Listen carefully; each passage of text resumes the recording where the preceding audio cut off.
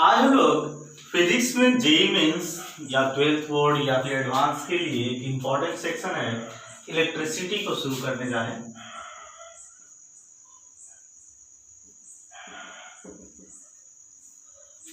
तो यहाँ हम लोग देखेंगे कि इलेक्ट्रिसिटी है क्या, इलेक्ट्रिसिटी में जुड़े हुए कॉन्सेप्ट्स क्या है, किस तरह से हम लोग इम्प्लीमेंट करेंगे और जानेंगे कि इलेक्ट्रिसिटी हमारे दैनिक जीवन में किस तरह से यूज होता है, डेली लाइफ में इसे कैसे यूज कर रहे हैं। बहुत सारे के डिवाइसेस जो इलेक्ट्रिकल इलेक्ट्रॉनिक्स डिवाइसेस है उनमें इनकी इंपॉर्टेंस क्या है।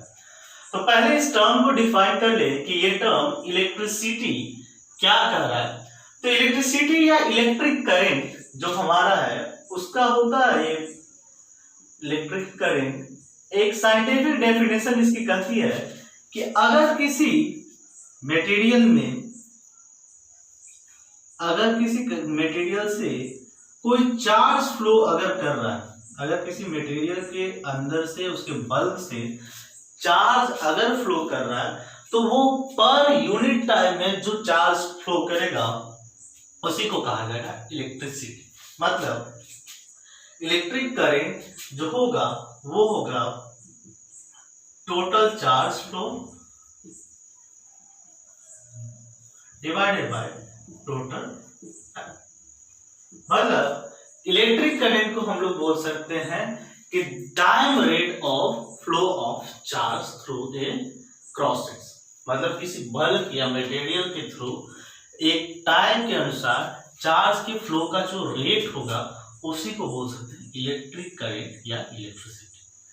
अगर हम लोग इस टाइम को देखना चाहे कि अगर मान लिया कि सपोज कर ले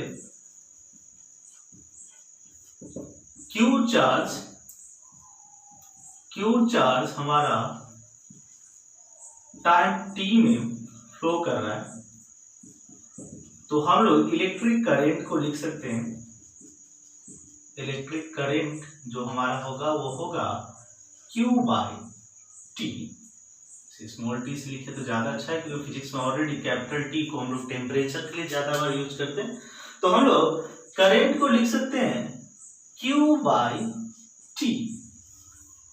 और अगर ये करंट टाइम के बहुत ही छोटे वैल्यूज के लिए, मतलब ये टेंस टू जीरो के लिए डिफाइन किया जाए, मतलब इस करंट को हम बहुत ही छोटे वैल्यूज के लिए यूज कर रहे हैं, बहुत ही छोटे time values limit t tends to zero के लिए अगर डिफाइन करें तो इसी को लिख सकते हैं ये बहुत ही small current dq by dt।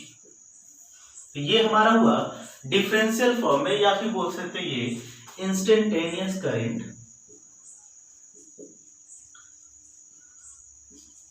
Correct.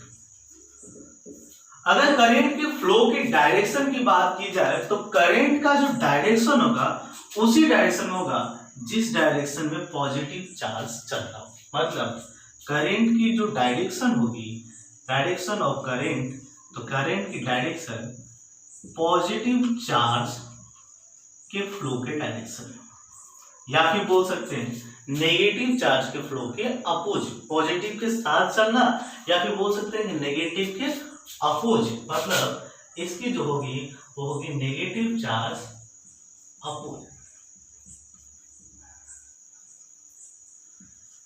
तो हम लोग करंट की डायरेक्शन, अगर positive charge suppose plus Q charge इधर से लेफ्ट टू राइट मूव कर रहा है तो करंट हमारा हुआ लेफ्ट टू राइट, और अगर negative charge left to right या राइट टू लेफ्ट आ रहा है तो हम लोग बोल सकते हैं कि ये करंट उसके just opposite right to left हो रहा है। अगर हम लोग बोल रहे हैं positive charge left to right जा रहा है, इसका मतलब कि कोई नेगेटिव चार्ज भी राइट टू लेफ्ट आ रहा है।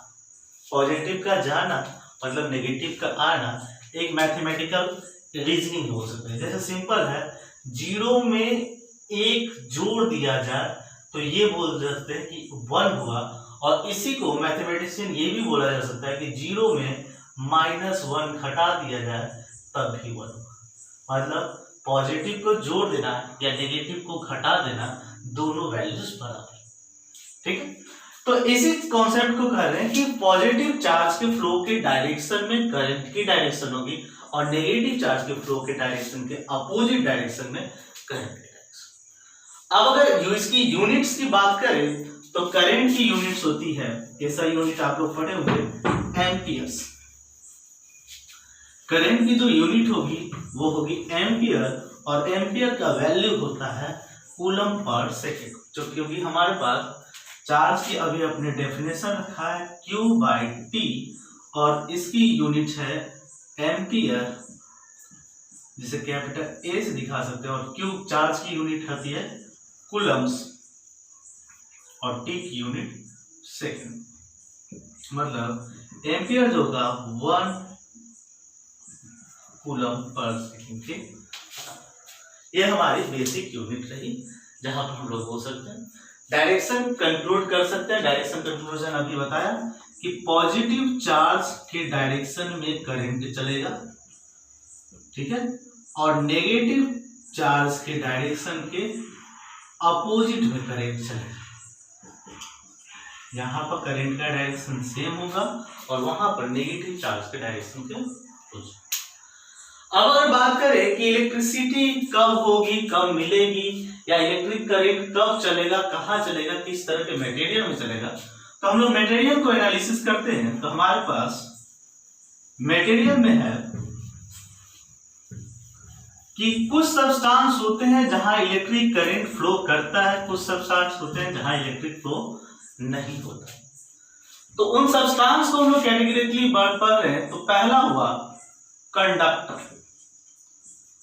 तो कंडक्टर क्या है? तो वैसे सब्सटेंस जो अपने अंदर से इलेक्ट्रिसिटी को कंडक्ट करना, मतलब कि आने और जाने दे सके। सिंपल सी, बस में भी जो कंडक्टर होता है उसका काम क्या है कि किसी भी पैसेंजर को आने और जाने रेस्ट्रिक्टेड। तो कंडक्टर मतलब वैसा मटेरियल, वैसा सब्सटेंस जो अपने अंदर से, अपने बल्क के अंदर से इलेक्ट्रिक चार्ज को, क्योंकि करंट जो है हमारा चार्ज का ही फ्लो है, तो चार्ज को आने और जाने दे। अब ये आने और जाने क्यों दे देता है चार्ज को, तो समझा जाए। एक नॉर्मल टेम्परेचर पर कंडक्टर के इलेक्ट्रॉन वीक बॉन्ड से बंधे होते हैं। मतलब अगर कंडक्टर को माइक्रोस्कोपिकली देखा जाए तो इनके इलेक्ट्रॉन कुछ न कुछ फ्रीली मूव कर रहे हैं, क्योंकि ये हल्के किसी बंधन से बंधे हुए हैं। तो जब भी इन्हें पोटेंशियल का ड्रॉप मिलेगा, मतलब कि यहाँ पर आप इस दो टर्मिनल के क्रॉस पोटेंशियल ड्रॉप करोगे, मतलब कि कहीं प्लस चार्ज और कहीं माइनस पोटेंशियल को डेवलप करोगे, तो इनका फ्लो, क्योंकि नेगेटिव इलेक्ट्रॉन चार्ज है, तो ये प्लस की तरफ भागना शुरू करेगा, मतलब फ्लो चालू होता है। तो कंडक्टर के अंदर इलेक्ट्रॉन जो होते हैं वीक बॉन्ड से बंधे होने के कारण इलेक्ट्रॉन की फ्री मूवमेंट पॉसिबल है, जिसके कारण इसे जब भी पोटेंशियल ड्रॉप मिलता है ये इलेक्ट्रिसिटी का कंडक्ट करना शुरू करता है। दूसरा हमारा मटेरियल है इंसुलेटर। तो इंसुलेटर क्या है उसे देखिए।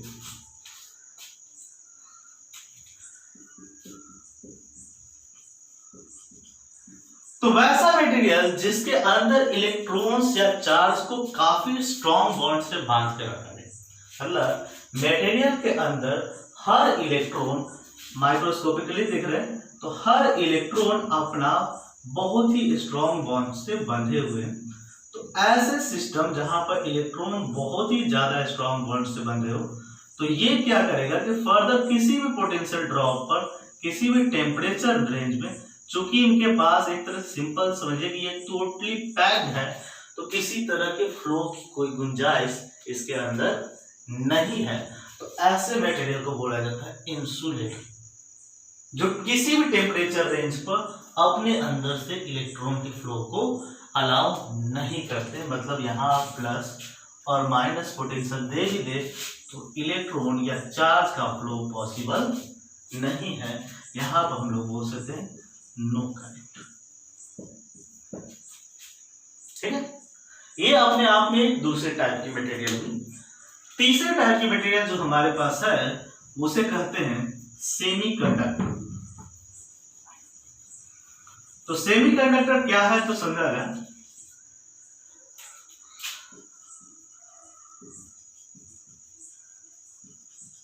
सेमीकंडक्टर नॉर्मल टेम्परेचर पर, हमारे रूम टेम्परेचर पर इंसुलेटर है। ठीक है, सेमीकंडक्टर एक रूम टेम्परेचर पर या नॉर्मल लो टेम्परेचर पर इंसुलेटर सब्सटेंस है, मतलब जिसके अंदर से इलेक्ट्रिसिटी का कंडक्शन नहीं होता। लेकिन जैसे ही टेम्परेचर हाई होता है तो उनके इलेक्ट्रॉन चूंकि माइल्ड बॉन्ड के साथ, माइल्ड बॉन्डिंग, माइल्ड स्ट्रेंथ के साथ जुड़े होते हैं, तो वो बॉन्ड धीरे धीरे करके वीक होते चला जाता है और वहां पर फ्री इलेक्ट्रॉन मिलने की चांसेस। ठीक, जिस फ्री इलेक्ट्रॉन के कारण हाई टेम्परेचर पर ये कंडक्टर की तरह बिहेव करना समझा जाए कि सेमी कंडक्टर एक ऐसी डिवाइस सिस्टम या ऐसा सब्सटेंस जो लो टेम्परेचर पर इंसुलेटेड है, लेकिन टेम्परेचर जैसे ही बढ़ता है तो इलेक्ट्रॉन्स की फ्री मूवमेंट पॉसिबल होने के कारण ये कंडक्टर जैसा बिहेव, और इसीलिए इसे सेमी कंडक्टर कहा जाता है, मतलब कि ना तो कंप्लीटली कंडक्टर और ना ही कंप्लीटली इंसुलेटर। तो ऐसे सब्सटेंस में ज्यादातर हम लोग सिलिकॉन वगैरह को यूज करते हैं, तो वो सब्सटेंस हुए सेमी कंडक्टर जो हाई टेम्परेचर पर इलेक्ट्रिसिटी को कंडक्ट कर रहे हैं। दूसरी चीज आप एक्सपेरिमेंटली माइक्रोस्कोपिकल व्यू देखें कि इलेक्ट्रॉन का कंडक्शन किसी कंडक्टर के अंदर कैसे होता है, या फिर बोल सकते हैं कि इलेक्ट्रिक करंट कंडक्टर में कैसे हो रहा है उसे देखें। तो electric current inside a conductor, तो इसे हम देख रहे हैं कि अगर कंडक्टर को हम एक डायग्राम से बनाए तो ये हमारा हुआ कंडक्टर, ये क्रॉस सेक्शन एरियाज, ये क्रॉस सेक्शन एरिया हम मान लें कि ए क्रॉस सेक्शन एरिया है जो इलेक्ट्रॉन फ्लो कर रहा है।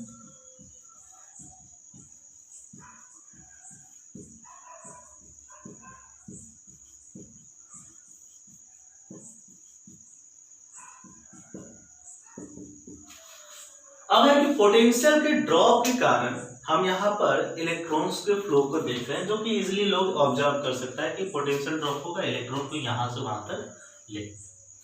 लेकिन सिचुएशन है कि एक्सप्लेनेशन इसकी क्या जरूरत है तो समझा जाए। कंडक्टर कोई खाली स्पेस नहीं है जहां पर इलेक्ट्रॉन को यहां से खींच करके सीधे यहां लाया गया। आप सीधा समझिए कि कंडक्टर में क्या हो रहा है कि पोटेंशियल ड्रॉप के कारण वहां पर एक मेला है जिसमें भीड़ लगी हुई है, और किसी भी बकरे या किसी भी जानवर को आप रस्सी से बांध करके खींचते जा रहे हो, क्योंकि वो खींचा आपकी ओर आएगा, लेकिन उसकी कंडीशन को समझिए। आप उसे खींच रहे हो, आगे की भीड़ उसे रोक रही, फिर वो उससे साइड से, दाएं से, बाएं से कहीं से भी गैप निकालोगे, फिर खींचोगे, फिर रुकोगे। मतलब अगर आप हमें खींच रहे हो तो हम आगे गए, टकराए, फिर आगे गए, टकराए, आगे गए, टकराए। मतलब खींचने के दरमियान जो भी पोटेंशियल ड्रॉप से हमारी स्पीड होनी चाहिए वो इफेक्टिवली लो होता है। इफेक्टिवली लो इसलिए होता है कि इलेक्ट्रॉन एक फ्लो में डायरेक्ट इस कॉर्नर से उस कॉर्नर तक नहीं जाता, वो हर समय कोलाइड करते जाता है अदर चार्ज से या अदर एटम्स या मॉलिक्यूल्स। इस कारण यहां से यहां तक जाने में इलेक्ट्रॉन की एवरेज वेलोसिटी को डिफाइन किया जाता है, जिसे बोला जाता है ड्रिफ्ट वेलोसिटी। तो ड्रिफ्ट वेलोसिटी क्या है? तो ड्रिफ्ट वेलोसिटी है कि इलेक्ट्रॉन को जब हम कभी भी इलेक्ट्रॉन को किसी एक टर्मिनल पॉइंट से दूसरे टर्मिनल पॉइंट पर लेकर के जाते हैं तो वहां पर हमें उनकी एवरेज वेलोसिटी मिलती है, और जिसे हम लोग बोलते हैं ड्रिफ्ट वेलोसिटी। ठीक है, और ये ड्रिफ्ट वेलोसिटी हमें इसलिए मिला जाता है क्योंकि यहाँ पर हमारे पास बल्क होने के कारण वहां पे इलेक्ट्रॉन एक रेगुलर फ्लो नहीं। दूसरी चीज, हम एक रिलैक्सेशन टाइम को डिफाइन कर रहे हैं। क्या है रिलैक्सेशन टाइम? तो उस ड्यूरेशन जहां पर हमने पहली टक्कर की और अगले टक्कर की, सिंपल चीज है, हमें खींचा गया तो हम एक जगह टकराए, फिर वहां से निकले दूसरी जगह टकराए, तो इन दो टक्कर के बीच में, दो कोलिजन के बीच में जो टाइम हुआ, जो बहुत ही छोटा सा टाइम है, उसको बोलते हैं रिलैक्सेशन टाइम, जिसे टाउ से डिनोट किया जाता है।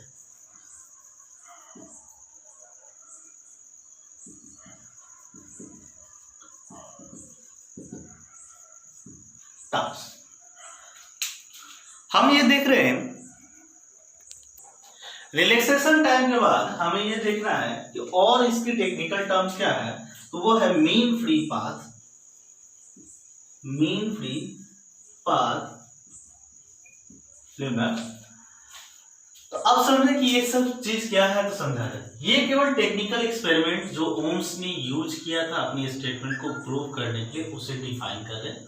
ऑलरेडी एक्सपेरिमेंटल प्रूफ बहुत ही बड़ा है, बहुत ही ज्यादा और बहुत ही ज्यादा कॉम्प्लेक्स है। इसके कारण हम केवल टेक्निकल टर्म्स को डिफाइन कर रहे हैं कि क्या क्या टर्म्स उन्होंने कंसीडर किया। तो उन्होंने कंसीडर किया ड्रिफ्ट वेलोसिटी को। ड्रिफ्ट वेलोसिटी हुई एक एवरेज वेलोसिटी जिस कंडक्टर के अंदर जिस वेलोसिटी से चार्ज मूव कर रहा है। रिलैक्सेशन टाइम जिस दरमियान उसकी कोई टक्कर नहीं हुई उससे बोला जा रहा है relaxation time. Mean free path मतलब कि दो कॉलिजन के बीच में इलेक्ट्रॉन ने जो पाथ को ट्रेवल किया, मतलब जिस डिस्टेंस को ट्रेवल किया, उसको बोला जा रहा है मीन फ्री पाथ। ठीक है। अब उसके बाद इन्होंने क्या किया कि साइंटिफिकली बहुत सारे एजम्पशन को लेकर के ये प्रूफमेंट दिया। हाँ, एक और चीज मान लिया जाए कि यहां से n number of electron move कर रहे हैं, तो टोटल चार्ज हमारे पास जो फ्लो का आया वो हुआ total charge Ne, electronic charge हमारा है Ne। अब कह रहा है कि एक्सपेरिमेंट से क्या प्रूव किया गया कि जो इलेक्ट्रिक करंट होगा वो डिपेंड करेगा कि कितना बड़ा चार्ज मूव कर रहा है। ऑब्वियसली मतलब जितना बड़ा चार्ज मूव कर रहा है उतना बड़ा हमारे पास यहाँ पर करंट मिलेगा। अगली एक्सपेरिमेंट रिलेशनशिप ये बताया गया, अगली एक्सपेरिमेंट रिलेशनशिप ये बताया गया कि ये जो है जितनी ड्रिफ्ट वेलोसिटी ज्यादा होगी, जितना फास्ट मूवमेंट करेगा उतना ज्यादा हमारा करंट फ्लो करेगा। मतलब ड्रिफ्ट वेलोसिटी जितनी ज्यादा होगी करंट का अमाउंट ज्यादा होगा। कारण ड्रिफ्ट वेलोसिटी ज्यादा होना मतलब कि ज्यादा नंबर ऑफ चार्ज फ्लो करना, और ज्यादा नंबर ऑफ चार्ज फ्लो करना क्योंकि करंट की डेफिनेशन ही है चार्ज बाय टाइम, और चार्ज की वैल्यू बढ़ गई तो करंट बढ़ गया।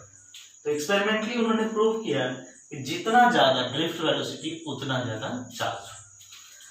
तीसरी चीज बोला गया कि करंट की वैल्यूज क्रॉस सेक्शन एरिया पर भी डिपेंड करती है। कंडक्टर का क्रॉस सेक्शन जितना ज्यादा बड़ा होगा, जितना बड़े एरिया का होगा, उतना ज्यादा अमाउंट का करंट फ्लो करेगा। तो ये तीन वैल्यूज जिसे लास्टली ओम्स ने कंक्लूड किया कि I जो है वो NeAVD, ये फाइनल रिजल्ट हमारे रिजल्ट के लिए इंपॉर्टेंट है, जिस ऑब्जर्वेशन को हमारे माइंड में रखा। तो करंट के लिए हमें ये मिल के आया N into electronic charge, A cross section area into drift velocity, जिस पर करंट अल्टीमेटली डिपेंड करता है। अब हम लोग इसे कुछ प्रॉब्लम से देख लेंगे जिससे बेसिस पर हम इस ऑब्जर्वेशन को यूज कर सके, ये एक्सपेरिमेंटल डिटेल्स को यूज कर सके। तो हम लोग प्रॉब्लम्स को देखते हैं। तो हमारा प्रॉब्लम होगा यहां, अगर हम इस प्रॉब्लम में देखें, जो प्रॉब्लम के स्टेटमेंट को पढ़ने के लिए आप कीजिए क्या कि स्टेटमेंट को पढ़ने के लिए वीडियो को पॉज करके देख सकते हैं। Find the free electrons per unit volume in a metallic wire of density 10⁴ kilogram per metre cube, atomic mass number 100 and number of free electrons per atom is.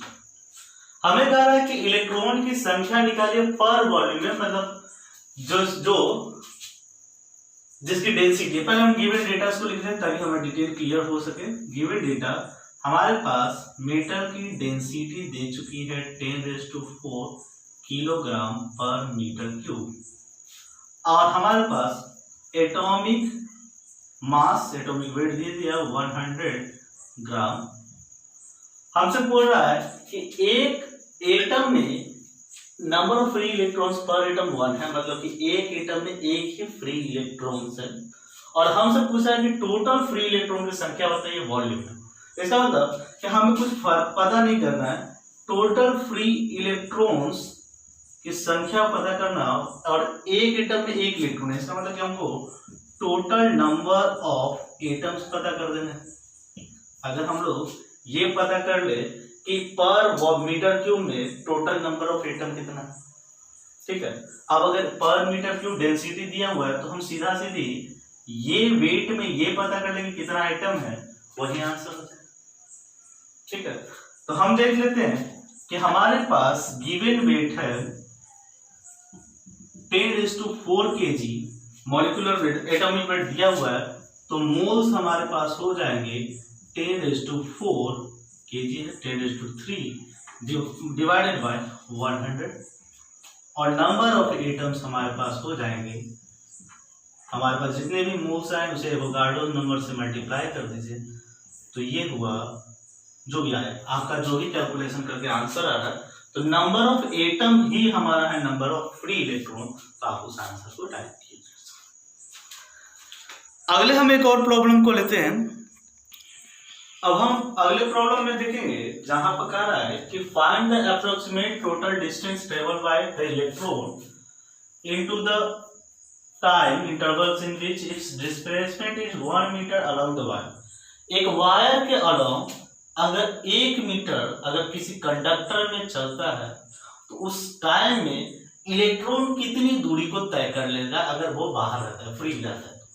तो हम लोग ये देखें कि वायर के अंदर हमारा जो कंडक्टर है, सॉल्यूशन को देखते हैं, वायर के अंदर हमारा जो इलेक्ट्रॉन है वो ड्रिफ्ट वेलोसिटी से मूव करे, जो कि दिया हुआ है 1 mm/s। तो हमें बोल रहा है कि इसके लिए जो टाइम इंटरवल लगे, वायर का लेंथ दे दिया है 1 मीटर, तो हमारा जो टाइम होगा वो होगा displacement upon velocity, drift velocity हमने कर दिया, तो डिस्प्लेसमेंट है 1/1 mm मतलब 10⁻³ मीटर/सेकंड। तो हमारा टाइम आया 10⁻³ सेकंड, और कह रहा है कि इस टाइम में कितनी डिस्टेंस को इलेक्ट्रॉन कवर कर सकता है, स्पीड ऑफ इलेक्ट्रॉन दिया हुआ है। तो हम लोग डिस्टेंस को बोल सकते हैं कि जो डिस्टेंस होगा वो होगा टाइम इनटू स्पीड, और हमने टाइम कहां से लिया है 10⁻³ और स्पीड है 10⁻⁶, तो हमारा टोटल डिस्टेंस 10⁻⁶ 9। तो ये डिफरेंस है कि अगर इलेक्ट्रॉन बाहर मूव करेगा तो 10⁹ मीटर करेगा, बट किसी कंडक्टर के अंदर उसी पर्टिकुलर टाइम में केवल 1 मीटर होगा। इस वीडियोस में हमने बेसिक कॉन्सेप्ट को देखा। अब आगे के वीडियोस में हम लोग करंट की मेन कॉन्सेप्ट, कोर कॉन्सेप्ट को देखेंगे। इस वीडियोस के लिए हम लोग इतना ही करते हैं। Thank you.